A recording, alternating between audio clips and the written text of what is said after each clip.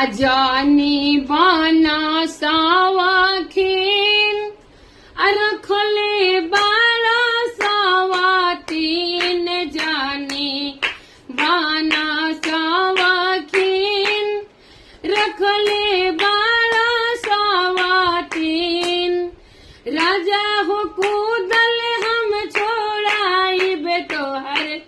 बुढ़ापा में जाके सूता ढाबा में ना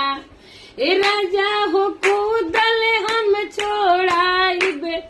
तोहर बुढ़ापा में जाके सूता ढाबा में ना हमार बाल बच्चा बाटे हंस के झील बेन के साथे हमार बाल बच्चा बाटे हंस के झील बेन के साथे राजा जी खाना हम खियाई बेन के कीन के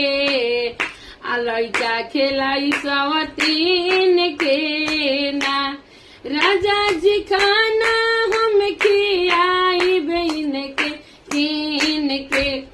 लइका खिलाव सवतीन के ना जबले बटुए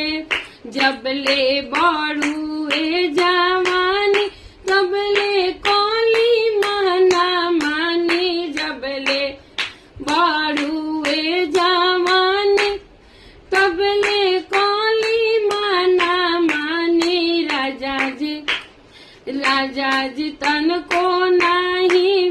मिलियो के बुढ़ापा में तो के सुताई ढाबा में ना राजा